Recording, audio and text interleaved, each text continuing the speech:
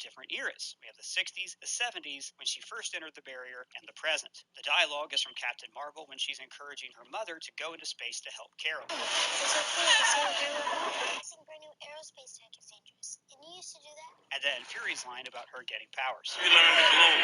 Oh, only if you learn to glow like your Auntie Carol. Now, this could simply be to show us the parallel between these moments and today. Or this could simply be her memories. Or, I think, a result of her atoms being reconfigured. The way they were reconfigured when she was brought back from the blip.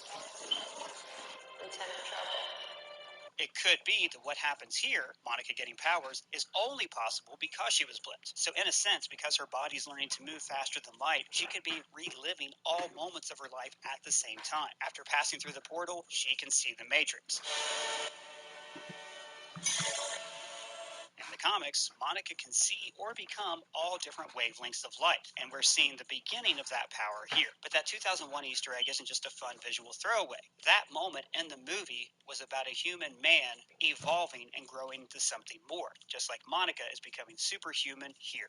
As Vision and Darcy try to drive home, random impediments block their way. This is another nod to The Truman Show. The show's director has to contrive traffic and disasters to keep Truman where he wants him to be. Beautifully synchronized, don't you agree? But this gives Vision time to catch up on the events of Age of Ultron. Of Ultron's plan for global genocide. This is also like the comics, where Vision's memory was erased and had to be retaught everything about his own life. He also name drops Jarvis, Tony's AI, who was based on his childhood butler, and who was originally voiced by Paul Bettany. Jarvis? Doctor. Pennypacker? When Monica storms into Wanda's house, she's now wearing a red hoodie, symbolizing that she's at least ready to break free from the control that Agatha has wrapped her in. Dennis the mailman is now working for a delivery company called Presto, whose logo is a running rabbit. This is a nod to the magic performed in the show, the trick of pulling a rabbit out of the hat, and Senior Scratchy himself. Notice his uniform is even purple, the color Agatha Harkness wears in the show and in the comics. And if you had any doubt that Monica was a superhero now, she pulls off a 3-point landing. Superhero landing. Monica's line, I can't control this pain anymore, and I don't think I want to. Because it's my truth. really cuts to the heart of the show. By trying to run from her pain, Wanda has actually embraced a lie. To defeat the enemy, Agatha, she has to control her grief and accept the loss of her loved ones. We can't reverse death, no matter how sad it makes us. During Vision's last direct address, he points out, It's mere weeks ago. it's a pretty meta line to remind the audience that from Wanda's point of view, Infinity War just happened. I also thought it was interesting that when he walked away from his interview, he's actually still in the van. Reality shows have always structured their interviews like you're listening to people's inner thoughts. I've been waiting all week to have a conversation with this guy. It never occurred to me that Modern Family was employing the device for the same reason. Wanda looks around Agatha's house and sees something extremely creepy. Yo Gabba Gabba. And then she sees this creepy moth. Now, in the past, people believed that moths were created by witches with the help of the devil. That would make sense since it looks like Agatha's growing a demon in her basement. This also reads like a reference to Silence of the Lambs when Clarice spots a moth. And you know what? Just in case you haven't seen the movie, I'm going to stop there. Now, I'm not an entomologist, so this could also be a cicada, the symbol of rebirth and change. The twins' disappearance could be for a couple reasons. One, Agatha, typical witch, has kidnapped them for her own nefarious reasons. This would make sense because she's encouraged Wanda to become pregnant in the first place. Seduction techniques. School admissions. All of this is for the children. For the children. Or, in the comics, Wanda's twins are imaginary, so when she stops thinking about them, they disappear. But I doubt if that's what's happening here. I don't think Disney Plus would end their flagship Marvel show by committing child murder. So let's talk about Agatha's creepy-ass serial killer basement. Look past the obvious Patrick Bateman plastic sheeting. When she enters the basement, the aspect ratio shifts to widescreen, the same as the outside world. So this is telling us that we are now outside the hex. Thanks Aksat Shaw for pointing that out. There are more moths flying around. We hear a cat meowing. In the comics, Agatha has a familiar cat named Ebony who can grow Battle Cat style. But it looks like in this show that Senior Scratchy is her familiar. So maybe, like Ebony, he can suddenly lunge into attack. Now notice these strange crests above the entrances, which are shaped like hexagons, and I'm betting that the chamber itself is also shaped like a hexagon, and this is the origin point for the hexagonal shape of Westview. The vines even seem to be stemming from this point to show Agatha's influence spreading throughout the town. There's also a cabinet filled with skulls and bones, but most importantly, we see this book. It looks like a spell book emanating the same energy that Wanda uses. So this is clearly the book that Agatha is using to exert influence over Wanda. Or maybe she needs Wanda's energy to open the book to begin with. And also, Wanda's intro has been increasingly lower energy with every episode. Previously on WandaVision. Previously on WandaVision.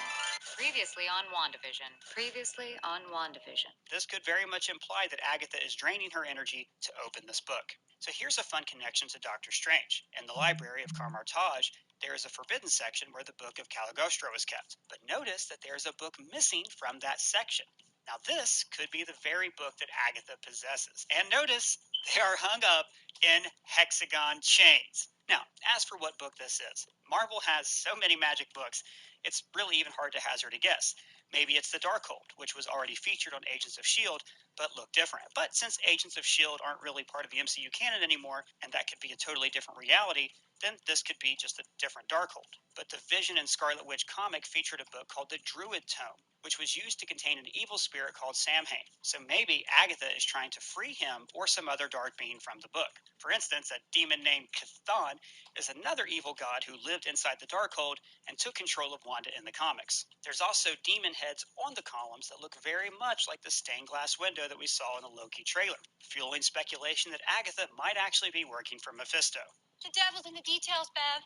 That's not the only place he is. When Agatha shows Wanda she's behind everything, she blasts her with purple mind control energy, the counter to Wanda's red mind control that we saw in Age of Ultron. This is really setting up Agatha as the version of evil Wanda, the counterpoint to all of her powers. And then we get a brief mid-credits scene where Monica finds the basement but is intercepted by Peter, who I'm willing to bet is just a minion of Agatha's. When Peter used his super speed, we all assumed those blue streaks were to imitate Pietro's powers. But now it seems like this was because he was using Agatha's purple energy all along. What?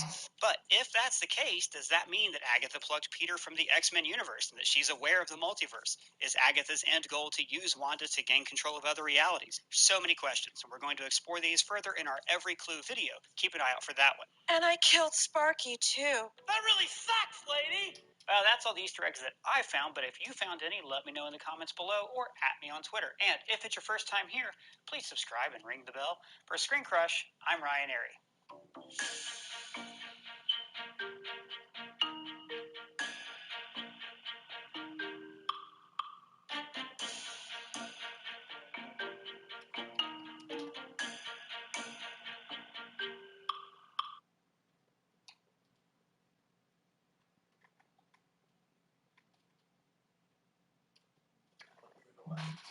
Welcome back to New Rockstars. I'm Eric Voss, and the latest trailer for Zack Snyder's Justice League gives us an even deeper look into Snyder's original vision, including Darkseid with Desaad and Granny Goodness, and Jared Leto Joker, hilariously self-aware of his own meme culture. Pretty much every shot in this has little details added by Snyder, hinting at how this R-rated recut on HBO Max is a very different movie. So let's break down everything you might have missed from this trailer. Let's get started.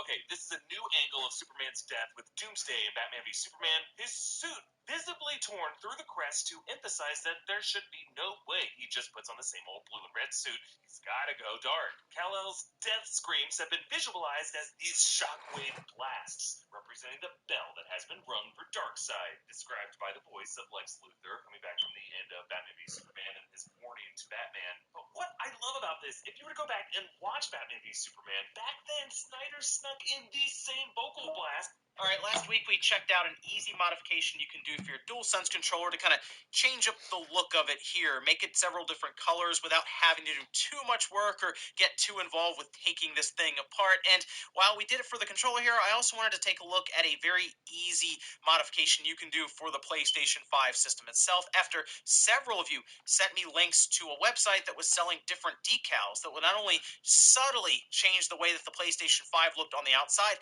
but would even change kind of the way that the light here would react when it's on or in standby mode or any of that. And we're going to go over that here today and see if it's something that you should consider picking up and how it all works out. Guys, if you enjoy these videos, make sure that like button helps out a ton. And if you're new to the Spawn Wave channel, make sure you subscribe down below. And we're going to start today with our sponsor. Today's video is sponsored by Blinkist. One of the main issues we have here at Spawn Wave Media is time. Managing several accounts filled with tech and gaming info takes a lot of time, but we still need to make sure the information we provide you all comes from a solid knowledge base. Audiobooks and long-form videos can be fine, but if I need some quick revision, that's where Blinkist comes in. Blinkist takes the abundance of information I need from sources like Console Wars by Blake J. Harris and boils it down to 9 key ideas that help me refresh my memory of the history of gaming in only 15 minutes. Console Wars is a 576-page paperback book. The audiobook is over 20 hours long.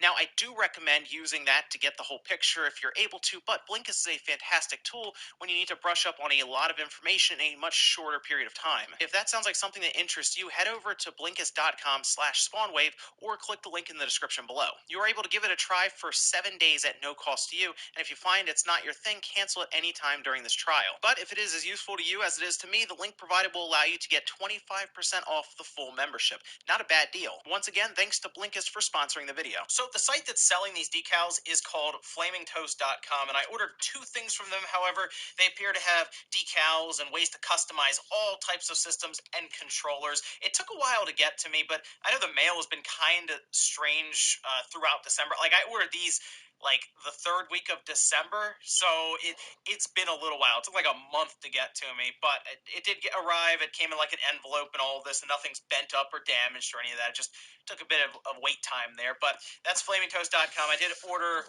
2 different things. Like I said, I ordered the classic PlayStation decal for the back of the PlayStation symbol up here on the PS5, but I did also get the blue one. Now, really, I just ordered the blue one, and it came with this classic PlayStation one, but this is actually what I wanted. This appears to just come with any different color you order, so technically you get 2 of these different decals for the back of that kind of PlayStation symbol spot on the PS5 shell, and this was $5 total. The other part that I got is the one that I'm very interested in, because this seems pretty straightforward.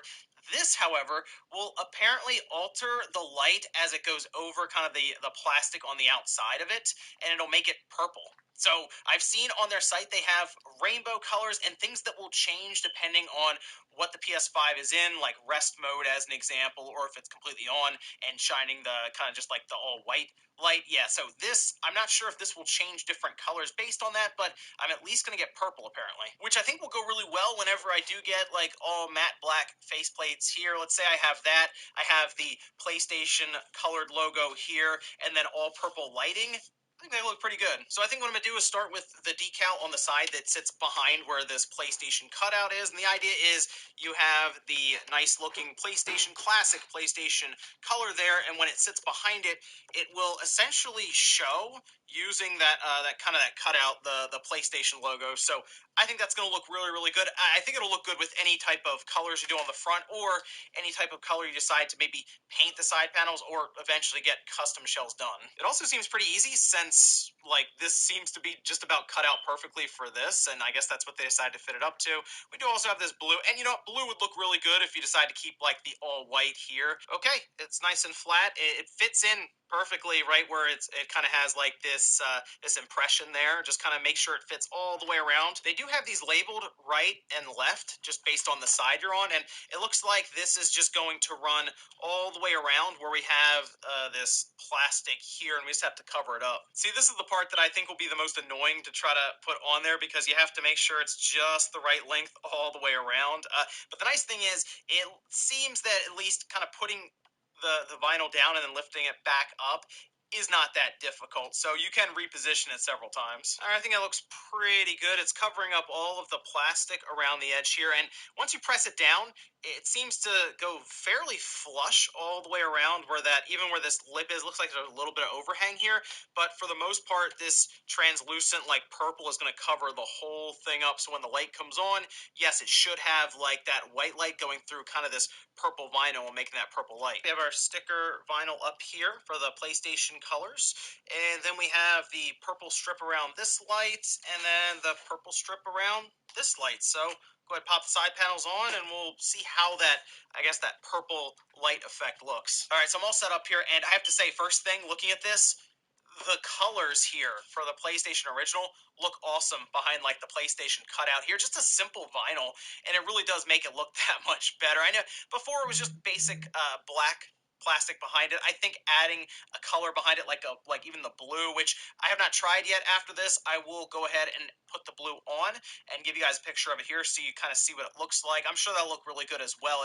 Pretty much as any of the colors that are on there, because it does at least change it up, make it a bit unique. But the original PlayStation color, I think, fits perfect. I went ahead and just turned it on just now to see if I can get a look at the, I guess, just the color of the light being pushed through that purple vinyl. And it does appear to make it a little dim, I will say. The idea is that when it goes into its normal, like, all white kind of color that it'll put out from its LEDs, it will then shine through and give you that color that you've put on there, whether it's the rainbow or, in this instance, the purple. However, it does not seem to be very strong coming through the vinyl, so you'll want to be in a very dimly lit room for that.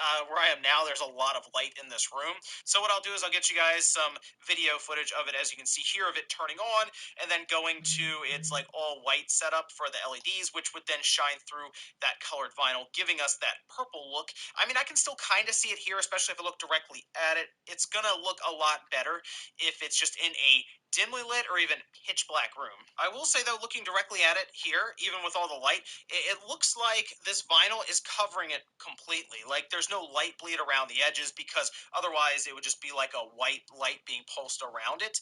I don't see any kind of light coming around the edges, and that's because the vinyl they have appears to be a little thicker than that light bar that we put it on here, and it sticks pretty well. You're just going to make sure you take your time and have it cover it completely. It was pretty easy to apply, easier than I thought it would be for doing something like this where it goes around the curve itself. But from what I can tell, from here, it looks like it should be pretty much all purple around the edges. Now, when it's in rest mode and is just kind of pulsing that yellow color, the purple doesn't seem to change it too much, just makes it a bit dimmer. Some of their other vinyls they have for the lights appear to do different effects based on what mode it's in, whether it's starting up and it has kind of the blue, or when it's in rest mode it has the yellow. This one, unfortunately, the purple just seems to kind of drown out the brighter yellow. But I do like the effect of it going from, like, blue to then changing to purple after it's completely booted up. I think that's kind of a cool thing there. And you know what? Like I said, it's not difficult. I know it will take things apart and do all kinds of weird mods sometimes, but hey, this is something that really anyone can do. They're just decals that you pick up. Fortunately, these shells are easy to remove, and you're just following instructions on where to stick these different decals, and you can get some really cool looks. If we take that and then we pair it with the idea of these shells that could be replaceable in the future, as we have certain third parties, it appears, that are going to be providing them to us, you can do all kinds of really cool effects without ever having to touch a paint can or solder LEDs to this thing. So, hey, the future is bright, I would say, for PlayStation 5 customization. But let me know what you guys think about this one down below. I will leave a link in the description to the site that's selling these decals if you want to check them out. But from what they sent here, it took a while to get to me. I will say that. Otherwise, though, they showed up, perfect shape, everything went together, no problem here. Thanks, guys, for watching, and I'll see you next time.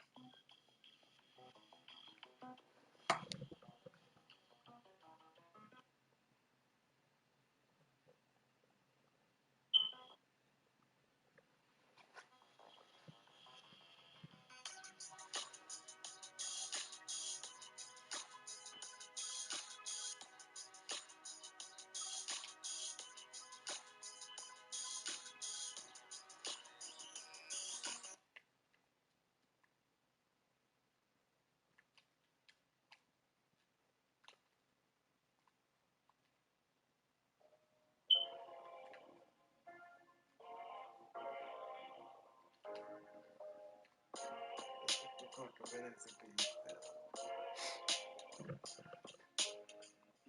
is PlayStation 5.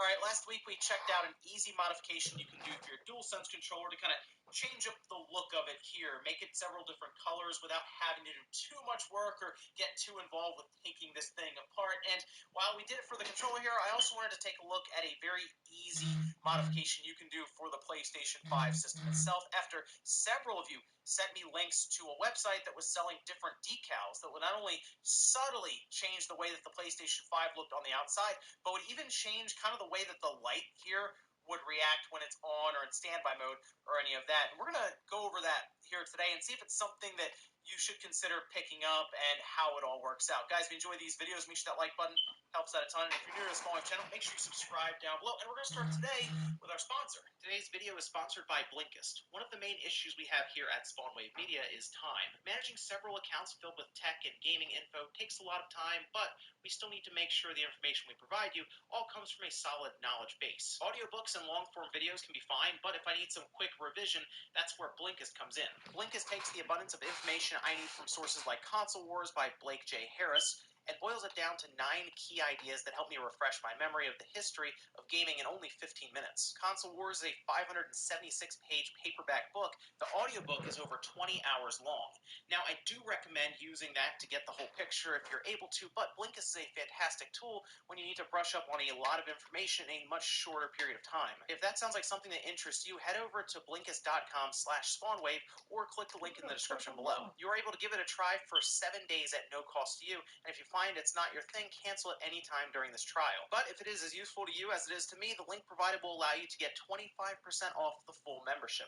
Not a bad deal. Once again, thanks to Blinkist for sponsoring the video. So the site that's selling these decals is called FlamingToast.com, and I ordered 2 things from them. However, they appear to have decals and ways to customize all types of systems and controllers. It took a while to get to me, but I know the mail has been kind of strange throughout December. Like, I ordered these like the 3rd week of December, so it's been a little while. It took like a month to get to me, but it did arrive. It came in like an envelope and all of this, and nothing's bent up or damaged or any of that. It just took a bit of wait time there, but that's FlamingToast.com. I did order 2 different things, like I said. I ordered the classic PlayStation decal for the back of the PlayStation symbol up here on the PS5, but I did also get the blue one. Now, really, I just ordered the blue one, and it came with this classic PlayStation one, but this is actually what I wanted. This appears to just come with any different color you order, so technically you get 2 of these different decals for the back of that kind of PlayStation symbol spot on the PS5 shell, and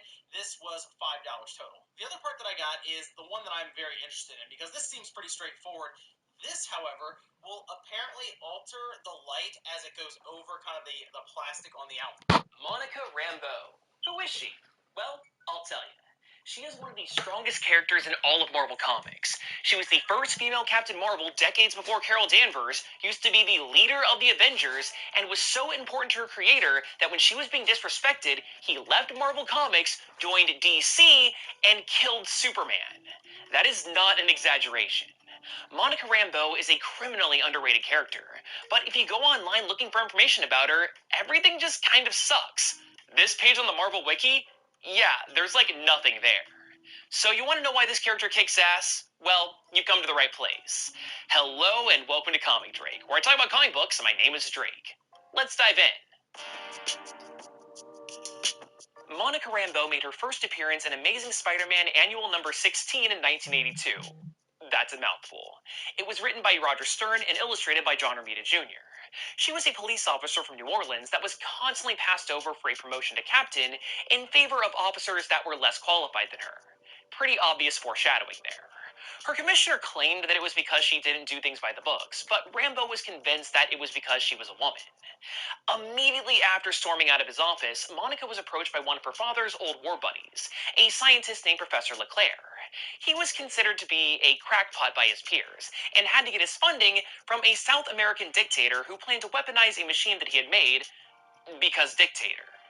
Since the authorities wouldn't listen to Professor Leclerc, Monica took it upon herself to investigate. You know, not doing things by the books. After seducing her way into the bad guy's secret research lab, Monica was discovered to be working with LeClaire, and was nearly killed. But before she could be shot, Rambo did her best to destroy the big bad machine with her bare hands. It exploded and bombarded her with radiation, giving her the power to change her body into any form of electromagnetic energy. Radio waves, X-rays, gamma rays, Nex waves, microwaves. Pretty much the only wave that she can't turn into is a tidal wave. Look, basically her whole thing is that she can turn into energy and do a bunch of light-related stuff, like shoot laser beams. Besides giving Monica powers, the machine's explosion also ripped open a portal in space that can destroy the entire universe. Bummer. So Monica did the appropriate New Orleans move of donning a leftover Mardi Gras costume and using her powers to close the portal. I forgot that I only have green beads. Why does green have to be my favorite color? This sucks. The military noticed the destroyed base and arrested all the bad guys, but for some reason, one dude was traumatized and kept saying that Captain is a Marvel over and over again, which is like the clunkiest way that Roger Stern could have justified the local newspaper giving Monica the name Captain Marvel. But wait a second, why would her superhero name even be Captain Marvel in the first place? Wouldn't something light-related make a lot more sense? Well, that's actually because of a lawsuit involving DC Comics. Okay, so this whole situation is pretty complicated, and honestly, I should make an entire video all about it. But long story short, this dude is Captain Marvel. He was made by a company called Fawcett Comics, and used to be the most popular superhero of all time. Like, more popular than Superman and Batman. DC hated having competition and were suing people left and right whenever a character even slightly looked like Superman. They were handing out lawsuits faster than the Flash can clear out a hot dog stand, and Fawcett was no exception. So DC slapped them with a lawsuit so hard that they would never be allowed to publish another Captain Marvel comic ever again. So after all of that, this tiny little company called Marvel Comics crept on in and were like, hey guys, that name actually makes a lot of sense for us to own, and since nobody's using it, we'll take it. So they did, and they made this guy. He's a dude called Mar-Vell, and on Earth he goes by the name Captain Marvel. All of that was fine and dandy, but years later, Marvel Comics decided that, hey, let's kill off Mar-Vell. And now there's a small problem. See, if the company didn't actively publish a comic with a character named Captain Marvel, then they would lose the trademark. So as a result, Monica Rambeau was created later that year in order for Marvel Comics to keep it. Obviously, there have been a bunch more Captain Marvels after Monica. So let's get back to her in-universe history and learn about why she lost that title. So after saving the day, Monica quit the police force, and Roger Stern used this opportunity to bring her over to the Avengers series, which he had recently started writing. My guess is because he wanted to cash in on the royalties that creators get when their characters show up in a comic. Cynicism aside, though, Stern mentioned in an interview that he wanted Rambeau to join the team because he wanted to use her as an audience surrogate for new readers. So when she's like, whoa, it's Iron Man, we the readers are supposed to be like, whoa, it's Iron Man. Honestly, this tactic worked pretty well, and Captain Marvel proved herself to be a valuable member of the team, delivering some really great moments, including emotional ones like this scene with Captain America.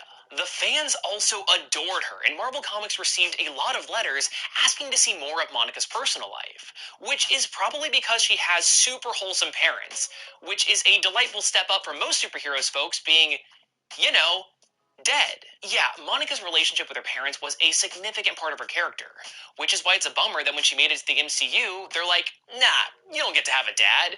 That super cool mom that we established in the first Captain Marvel movie? Nah, she's dead. When Monica revealed her secret identity to her parents, it was a really touching moment, since they were super proud of her. But also, since her dad was a firefighter, her mom not only had to worry about his safety while he was out saving people, but Monica as well while she's off fighting monsters and supervillains. It's a realistic concern, and it humanizes all of these characters. But Rambeau certainly pulled her own weight in the Avengers, helping them out in plenty of huge fights, like when they faced off against the Masters of Evil and the insane crossover extravaganza known as Secret Wars. But when the Wasp stepped down as the leader of the team, Captain Marvel took over, with a nomination from Captain America himself. Monica really proved herself to be an extremely competent leader of the Avengers. albeit for a short while. You see, the editor for the Avengers comic, Mark Gruenwald, wanted Captain America to replace Monica as the team's leader. You know, the guy that literally nominated her.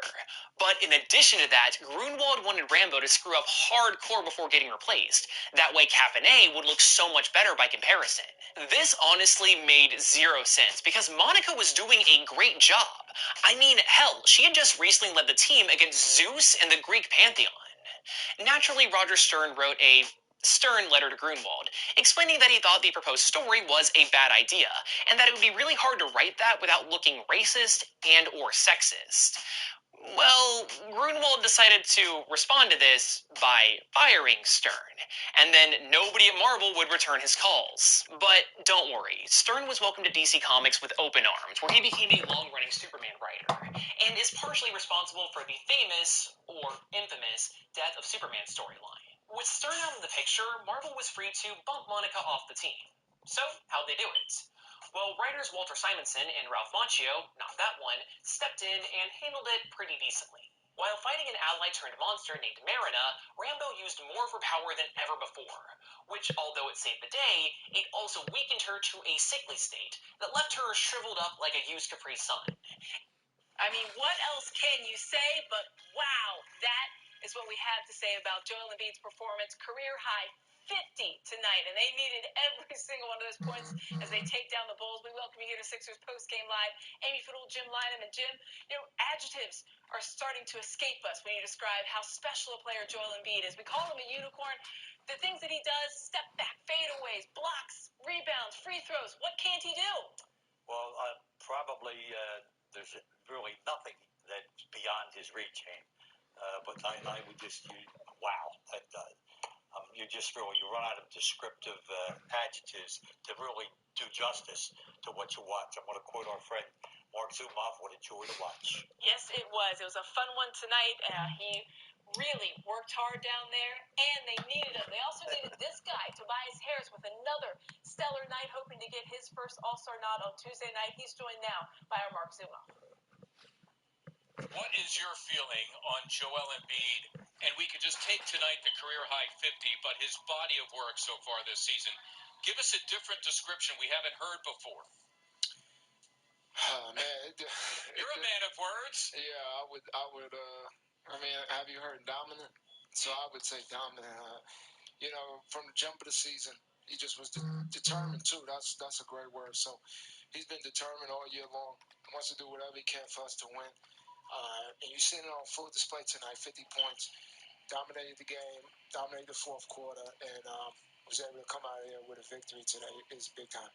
How about the late jumper from the left wing to seal it? Yeah, that was one of those shots where he shot. I was like, yo, and then when I was like, good shot, boy, good shot. So that was one of those ones where he's just out there in the zone feeling it. But he's such a dominant player where he's able to get to the free throw line, open up the game, and then use his skill level and his size to really just bully people down there. So it's impressive to just even play and watch. I was listening to Eddie Johnson on the way in, the former NBA player on NBA radio. He said something happens to a player at 26 when they start to get it. Joel Embiid is 26. Did you find at 26 or thereabouts that you were starting to get it? Yeah, I mean, at some point, you just the game starts to click for you. It slows down a little bit, and for him, he's really a student of the game too, of how to pick apart teams' defenses. So with his ability to score and his ability to make plays, he's doing it and he's growing, and there's still levels that he can reach out there. So I'm just happy to be on his team playing with him. We all know you should be an all-star. Tuesday, they announced the reserves. What are your feelings? What are your hopes? Well, I would love to be in the game. My body of work speaks for itself through the season. So it's on the coaches to make that decision, and hopefully, the success is rewarded, and it would be a great achievement to be in the game and to play. It's been a big goal of mine from this league. So we'll see what happens, but I'm hopeful for it. Here's hoping. Tobias Harris, thanks so much. Yes, sir. See you. Tobias Harris, you heard Mark Zumoff there, Jim. Listen, he's a man with lots of words, and there's no words that he can describe really right after that, watching Joel Embiid put on an absolute career night. You look at these numbers. It's the second time he's had 45 points and 15 rebounds. Do you want to know how many other players have done that this year? Oh, I got to guess. Yeah, not a single one. I mean, it's just, he is in the MVP performance, and he is the front runner, you would like to think, for the MVP. At least he is here. Let's check in as we cross it over now with Mark Zumoff and Ala Abdinabi. And guys, I mean, you got the front row seat for this one. It was something Jim and I were just talking about. It's a shame that people weren't in the building because we all got to watch it at home. And I hope you watched it with somebody fun because this was a fun one. Well, I got to watch it with my man here, so we had a great time watching it. I want to say this. I thought it was interesting, Ala, that Billy Donovan used a 6'8" guy in Thaddeus Young on Joel Embiid in the guts of the game. And really, I think a sign of respect because he's your best defender. He's knowledgeable. He's been in the league for 14 years. And you're respecting, certainly, Joel, his physical abilities, but just mentally, the way he sees the game, his IQ. I thought it was a show of respect. I got to put my smartest, best defender on this guy and just pray. Yeah, and I thought it got him going early.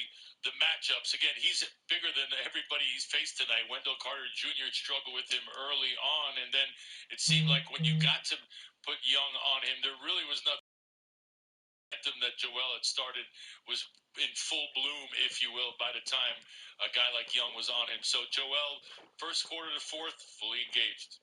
I mean, they needed him right down the stretch of something we were talking about. This team, they had to have that 50, it looked like, especially the free throws. This was a very gamed Bulls squad. How important was this win? Well, I think it was important from the standpoint that if you're at home, you have to expect to win, and the Sixers do have one of the best home records in the NBA. They get ready now to go on the road and take on a Toronto team that I think is beginning to find itself. I'm not sure how much of a home Tampa is for Toronto, but it is the road for the Sixers, and they take on a team now, and I'm not sure what the status of Kyle Lowry is because he went off with an ankle the other day, but still a Toronto team that's just a couple of years removed from being a champion. Yeah, Nick Nurse is going to have them playing hard and playing together. They may not be the same Raptors team of the past, but that doesn't matter because they're going to be at home. The 76ers are going to be the visiting team, and there's going to be a lot of things that can go wrong if you don't come with the right mentality and the right frame of mind. So 76ers have to show some maturity, dispatching the teams you're supposed to, whether it's home or away. Here is Curry coming off a 25-point night Wednesday and win against Houston. Embiid's pull-up is good. And simple pick and roll, hang dribble at the top of the key between the legs. Come on, that's so difficult to. Embiid now going to work. Guarded by Carter. Bodies in. And if you don't set a double, Embiid's just going to manhandle you in the post. Embiid looking to take Carter. Gets into the center of the lane. Hooks it in. Hooks the foul. Now, here is Curry coming off a 25-point night Wednesday and win against Houston. Embiid's pull-up is good. And simple pick and roll, hang dribble at the top of the key between the legs. Come on, that's so difficult to. Embiid now going to work. Guarded by Carter. Bodies in. And if you don't set a double, Embiid's just going to manhandle you in the post. Embiid looking to take Carter. Gets into the center of the lane. Hooks it in. Puts the foul. Now, when you see his ability to just take his time, this is where he's improved. He goes, he posts up. He caught that ball at the three-point line. He didn't try and tee anything up. Defense, their pace, getting other players involved, that is so important to their success. Green buries another three. Quick math again from Richard Jefferson. That's what you come for. Embiid fading and hitting. How about that? This is just ridiculous. Takes his time, spins baseline over the wrong shoulder. That is a difficult turn. His ability to show up to the gym every day with a smile and ask a ton of questions. And, he complimented Coach Lucas with just really taking him under his wing and really helping him. Williams didn't have to touch once he got to the cup. Here's Harris in transition with Embiid back in, and Embiid, the soft play after the large and loud steps. You want to know why people are talking about him in the MVP race? Look at your 7-foot, 300-pound center just avoiding the contact with the easy finish right there. This is so difficult, just spatial and body awareness. He's one of the best in the game, playing the 5 for them at times when they go small. Embiid's jumper is smooth. 18 points for Joel Embiid. What that team was able to do, and Thaddeus Young and the Bulls in potential playoff position right now, and they will sort of have to juggle the impact of Young as Thibault puts it down in transition. The Bulls team should never be understated.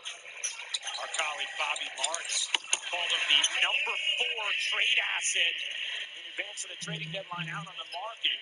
You help on the back cut, then you have a shooter coming off another single screen. So great Doc Rivers play. LaVine gets denied by Embiid. For the Chicago Bulls, you see Zach LaVine with a great little left-hand finish. Chance for a 2-for-1. Embiid euros his way to the bucket. It's unfair.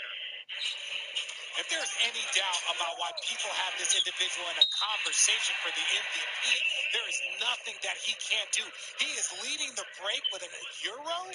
Even with health questions still looming, whether it's his knee or the recent back tightness, he's shown he's fighting through it, though, while taking care of his body and really a man on a mission this season, Ryan. Philly without Ben Simmons again tonight because of illness. Embiid with 3 defenders around him, able to put it in. You have 3 defenders, but one thing you can't do if you're going to come and double, and Gary Temple, come on. You're the vet. I had you as a rookie. You know you can't guard him with just an arm. You got to get in there. You got to show your body. LaVine, nice entry. Embiid, the rejection of Carter. Harris looking for help, finds it in Embiid. Already 30 points, 11 rebounds for Embiid. Spins around 3 defenders again to finish. We've talked about the Joel Embiid show. Look at it, spinning around 2 defenders with the strong fit. Maxey, Embiid, 16-footer, sure. Embiid, the exaggerated ball fake, surrounded by 3. Gets it back, has space, rhythm dribble. You bet. He's done everything well this year, hence why he's having the season he's having. But I think a great balance of posting up as you see him with the steal. Oh. Maxey goes up, under, and in. 37 points for Joel Embiid. His career high is 49. He's topped 40 11 times in his career, and he's 1 point away from doing it again. Harris around the Embiid screen, can't float it in. Embiid, the putback is good. Great little drop off, but he just puts himself in a position. He has been a man on a mission all night long. Like, you got to put a body on him. The Bulls, and mind you, they are undersized. Very, very hard to block that hook shot, even against a bigger defender. Oh, big-to-big passing. Embiid, great recognition, and Harris the finish. Young has it. LaVine wants it. LaVine on the attack. High off the window, no, and Embiid secures his 16th rebound. 45 seconds to go. Embiid, step back jumper, you bet. Joel Embiid tying his career high with 49 points. Now you make a case for the MVP. A little step back for your 49th point of the game. Let him know who's in the building, big fella. LaVine can't hit the 3. Loose ball, Temple. Give Chicago another chance here. LaVine on the attack. Was met by Embiid, and now Embiid is back. Thanks for watching ESPN on YouTube. For live streaming, sports, and premium content, subscribe to ESPN+. Good defense, boy.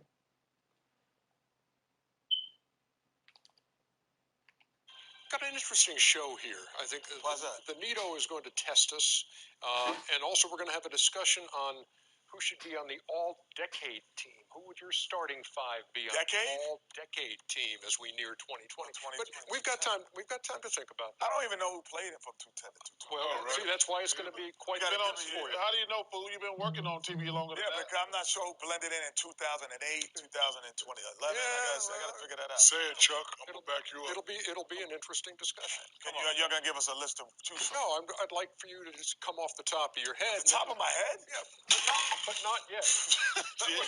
Very well done. You all right, Dr. O'Neill? I'm good, man. That's a lost cause. Don't worry about it. Let's go to the highlights while Shaq cleans up. Nuggets and the Sixers, and it's Embiid, and it's the all-decade team. Two players right now. My bad. We're not there yet. I'm going to back you up, Chuck, if you ever decide to say it. Not yet, Chuck. Hold it, Chuck. Don't say it yet. Okay, this is a tough break here for the Nuggets. Jamal Murray has the collision. Collision? And then he leaves with what is called a trunk contusion. Here is Curry coming off a 25-point night Wednesday and win against Houston. Embiid's pull-up is good. And simple pick and roll, hang dribble at the top of the key between the legs. Come on, that's so difficult. Embiid now going to work, guarded by Carter, bodies in, and if you don't set a double, Embiid looking to take Carter. Gets into the center of the lane, hooks it in, puts the foul. Now, when you see his ability to just take his time, this is where he's improved. He goes, he posts up, he caught that ball at the three-point line. He didn't try and tee anything up. For defense, their pace, getting other players involved, that is so important to their success. Green buries another three. Quick math again from Richard Jefferson. That's what you come for. So much fun. Moving on. Zach LaVine and the Chicago Bulls taking on Joel Embiid and the Sixers. Joel Embiid has been spectacular. He has, and Doc Rivers is saying we're going through Joel Embiid. He is our first, second, third option, and we're going to play off him, and you can see he is so talented first, Steph, and then also you throw in his size with his ability, and then he has guys like Tobias Harris, who I think has had an underrated season from the media. We're not talking about him enough. Agreed. Because he's putting up unbelievable numbers. What big guy does this? Not many. A Euro step, and you can tell he's feeling good. Yes. Wendell Carter wasn't even able to take a charge on the big guy. That was great. And the footwork. I mean, he got the in and out dribble. Zach has had an awesome year. Love Zach in the open court. Ooh. There it is, the bounce. Danny Green, though, he had no chance of blocking it. Pretty good defense by Tobias Harris. Zach LaVine ended up with 30. I mean, this is an isolation. Oh, whoa, that was a little bit of a smitty. Yeah, okay, I guess we'll see that later. Look at Joel Embiid. The numbers, ladies and gentlemen, 50 points, 17 rebounds, 5 assists. He joins elite company. 50, 15 boards or more, 5 assists or more as a 76er. You can guess who else did that. Is that Charles? No, Wilt. Wilt? Yes, a few times actually. They got some guys in Charles, Wilt, Moses. I always just pick one of those guys. Sure. Philly was big. Joel Embiid, let's hear from him. We did it as a team. It wasn't a one-man effort. We all worked together. My teammates found me.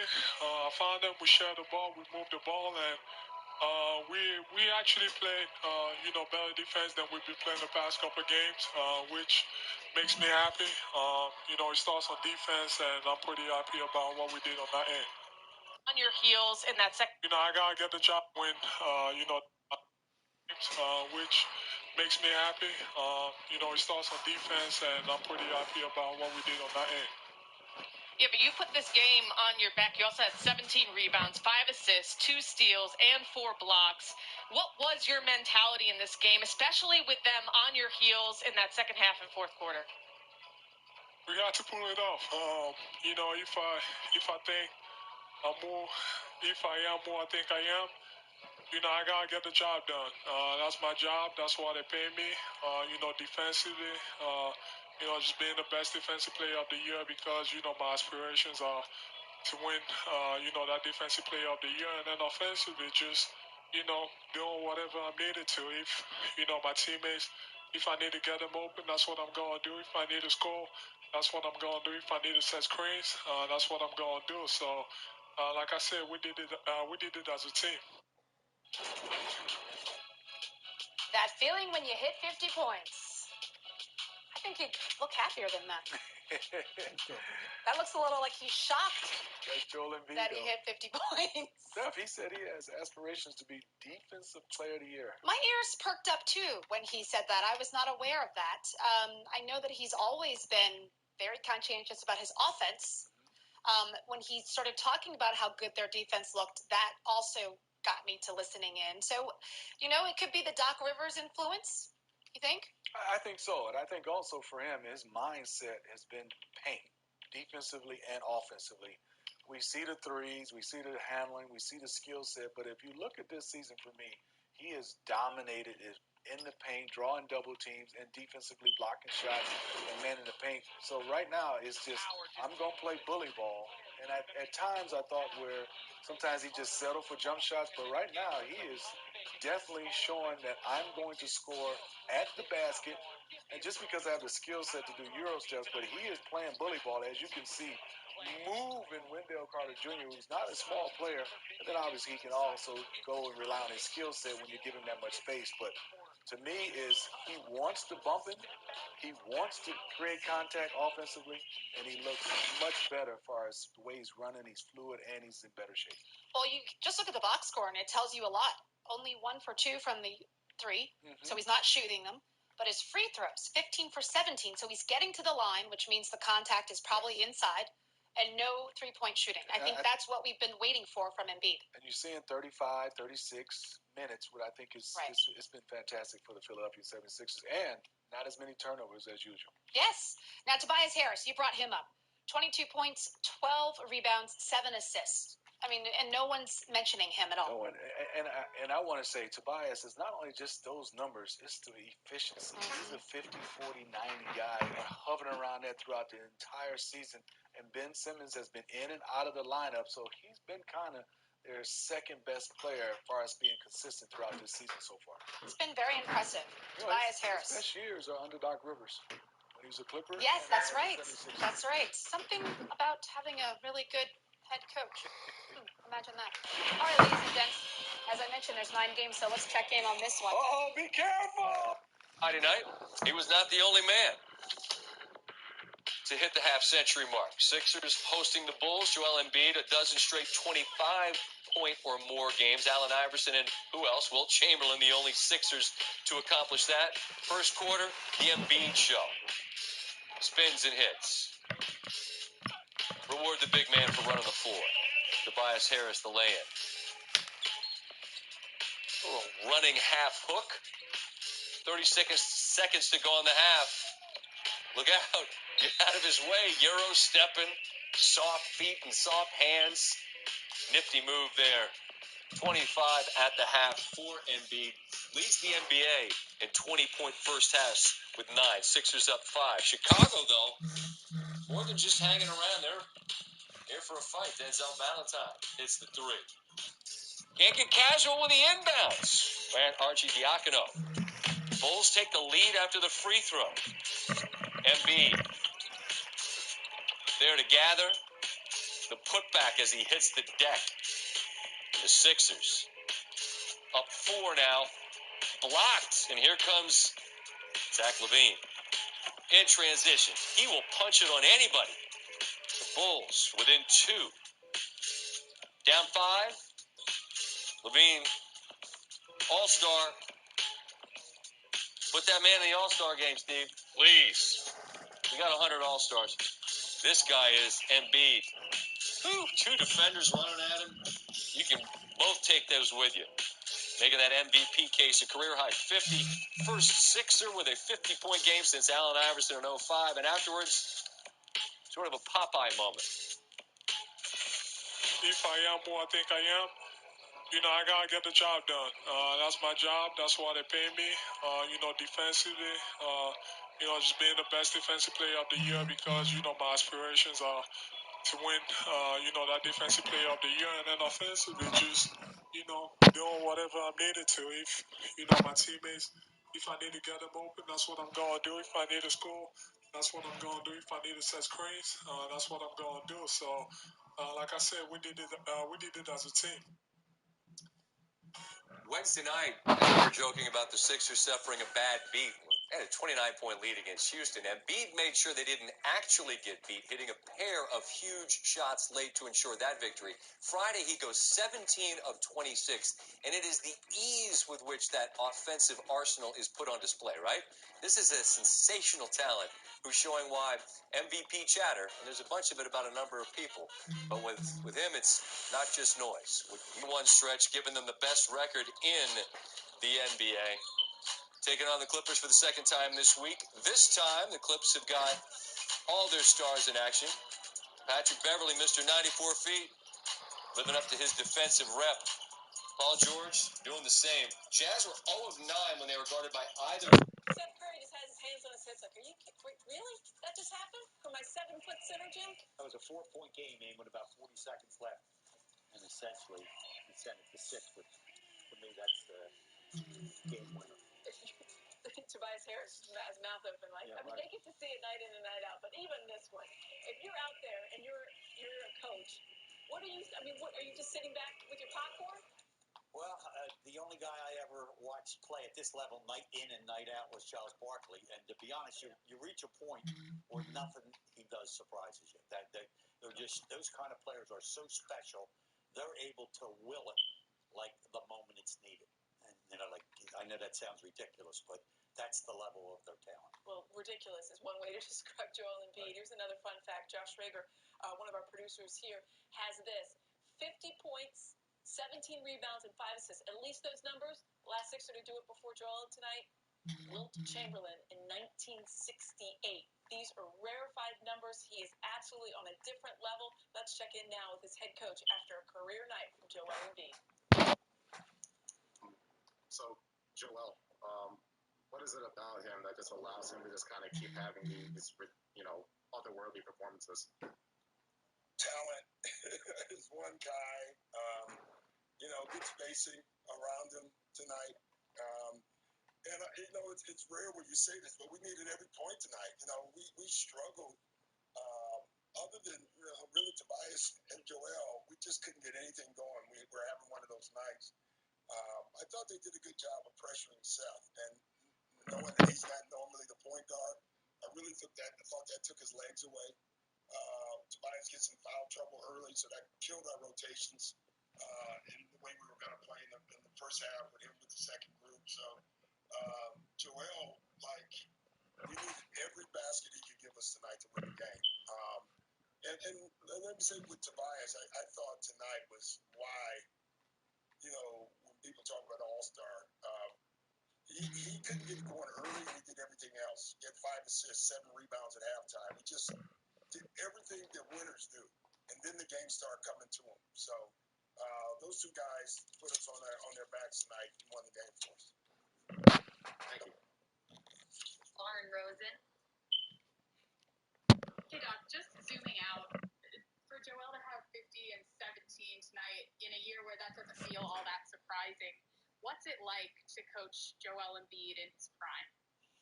Well, it gives you confidence out of timeouts. You know you can go somewhere. And what Joel was doing is great. We go to him. Tonight he scored, Lauren, but it doesn't necessarily mean he has to score. He creates scoring too, and he did that with 5 assists himself tonight. So it's good to have him on our side, I'll tell you that. The NBA also just announced that you have earned your title as head coach of Team Durant in the All-Star game. Do you feel any differently about it, knowing that it's a real thing, or at the very least, what type of what does it say about the team that you guys are still holding down number 1? Well, I'm trying not to get in trouble, so I guess I'm really happy for our team that that we're in this position. I think I'm going to just stop there. I think that would be wise. Yeah. Fair enough. Sorry, Coach. All right, Paul Hudrick. Doc, we're all rightfully going to talk a lot about Joel's offense, but those two blocks he had on Levine and just kind of the way Matisse was able to kind of funnel him to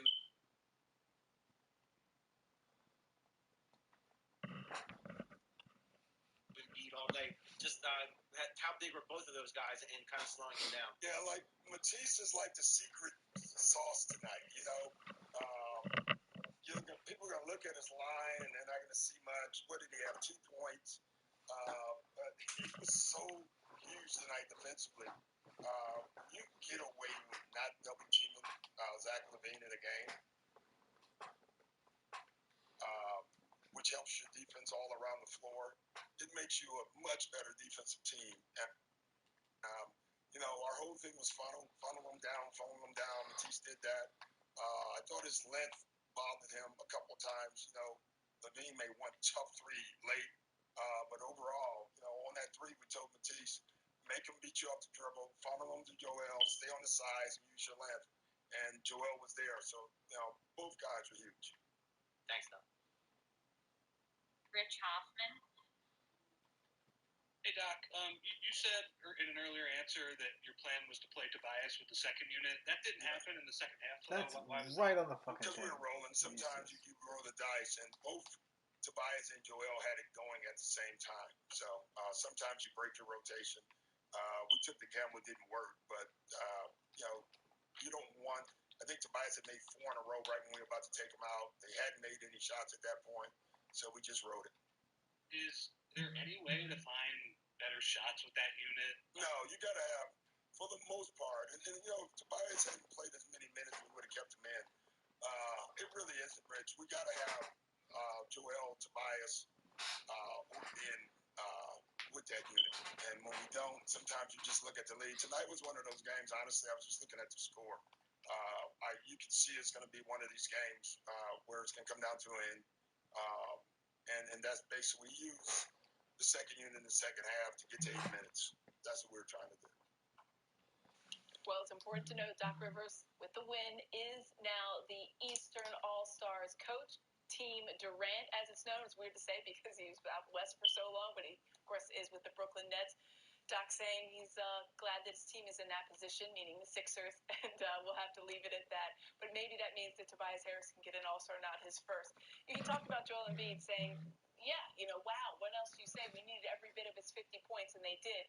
When you're in it, Coach, and you had it with Charles Barkley, what are you doing as far as trying to keep that guy eating, keep feeding Joel Embiid?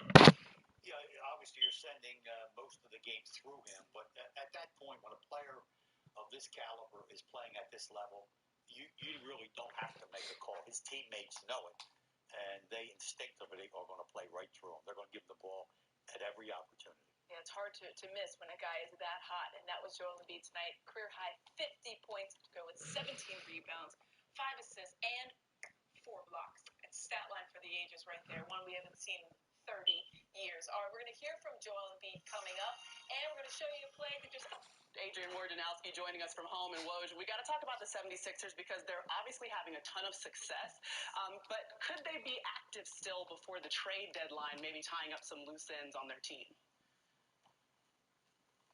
And Maria, Daryl Morey, their president, has been active. And listen, he's always looking for the big blockbuster deal. That may not be available at this trade deadline. 2 areas where the Sixers would like to improve, I'm told.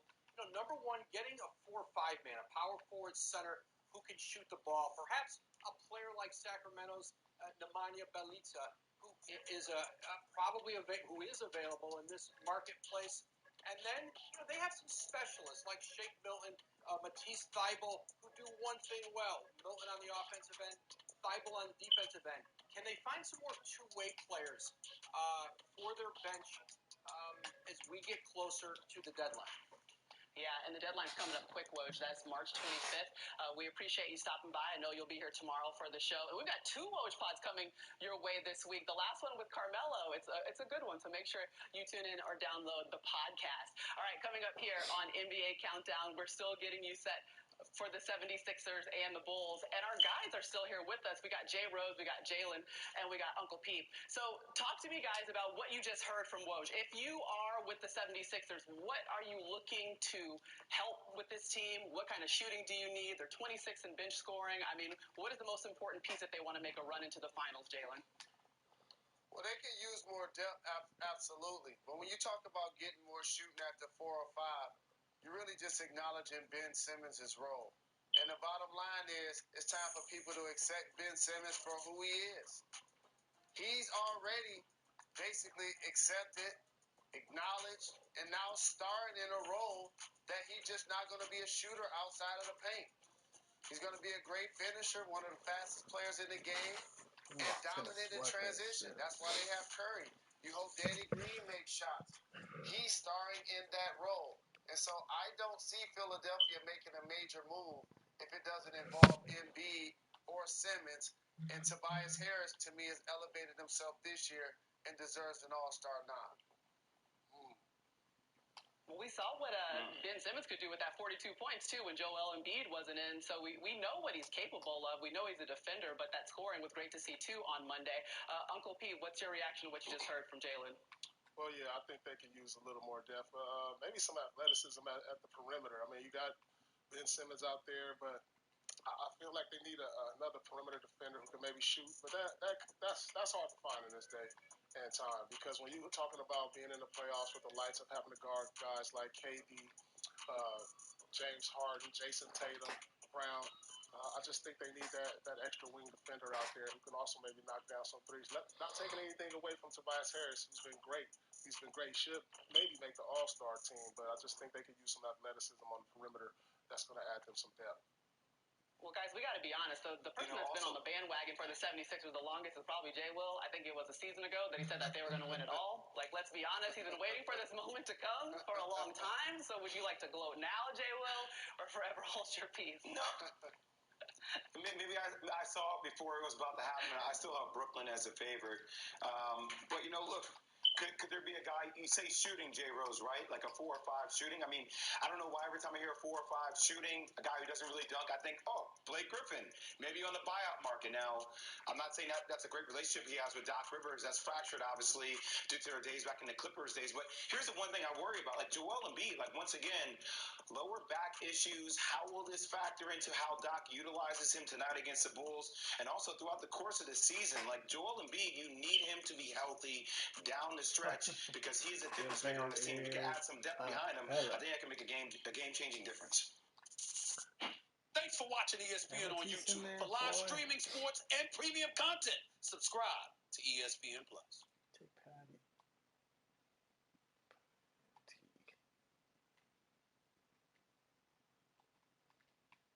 Today's episode is brought to you by our friends at Cash App. Send, spend, save, and invest. No bank necessary. We all shop online, and whenever it's time to check out, we've all seen that promo code field taunt us. But thanks to Honey, manually searching for coupon codes is a thing of the past. Honey is the free browser extension that scours the internet for promo codes and applies the best one it finds to your cart. Honey supports over 30,000 stores online. 30,000. They range from sites that have tech and gaming products to popular fashion brands and even food delivery. It's great. So here's how it works. Imagine you're shopping on one of your favorite sites. When you check out, the Honey button drops down, and all you get to do is click Apply Coupon. Wait a few seconds as Honey searches for coupons you can find for that site. If Honey finds a working coupon, you'll watch the prices drop. It's true. I just bought some shirts the other day, and Honey saved me $20. It was actually really easy. So look, if you don't already have Honey, you could be straight up missing out on free savings. It's literally free and installs in a few seconds, and by getting it, you'll be doing yourself a solid and supporting this podcast. So what are you waiting for? Get Honey for free at joinhoney.com/oldman, all one word. That's joinhoney.com/oldman. All right, let's welcome in our guest, New York Knick, Julius Randle. Julius, what's up, man? What's up? What's up, man? How you doing? I'm good. I'm good. We are good. Grinding through this season. We appreciate the time. I know you actually flew in from a road trip earlier today, so we appreciate you hopping on with us. As it stands today, you guys are in sixth place, 14 and 16. That the Knicks have your team has exceeded your own expectations.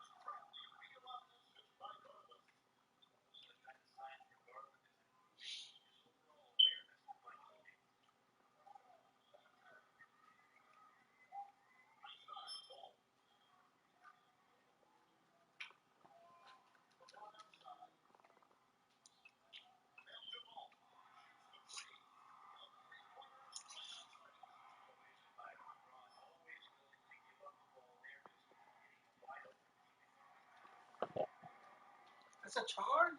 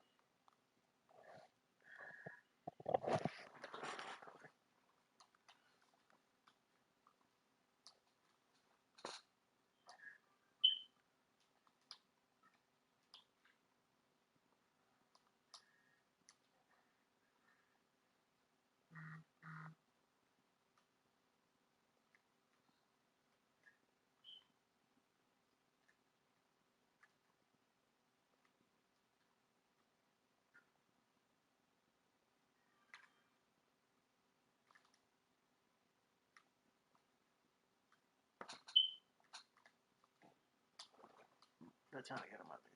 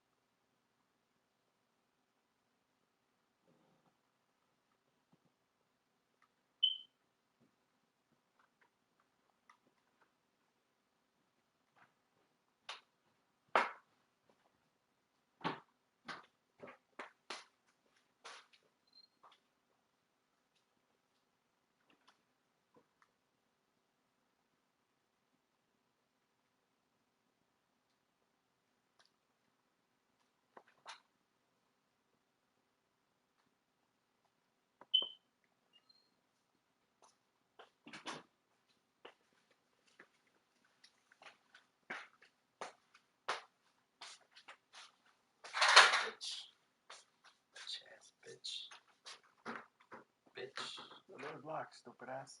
¿Y qué, mi hermano? Yo le pregunté a usted si estaba ¿No cerrado. la rompe? Ya me pregunté.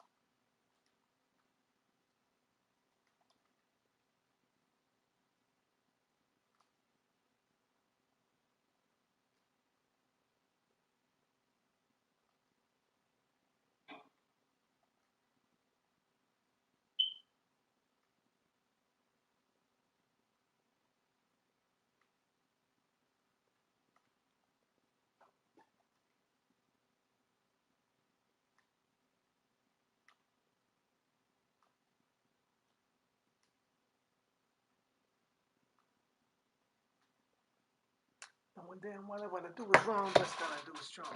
You think you know one nigga like me? Guess again, Poppy. I might smile up in your face, but I ain't your friend, Poppy. It's about the 1500, like run it. Niggas don't want it. Get it or run it.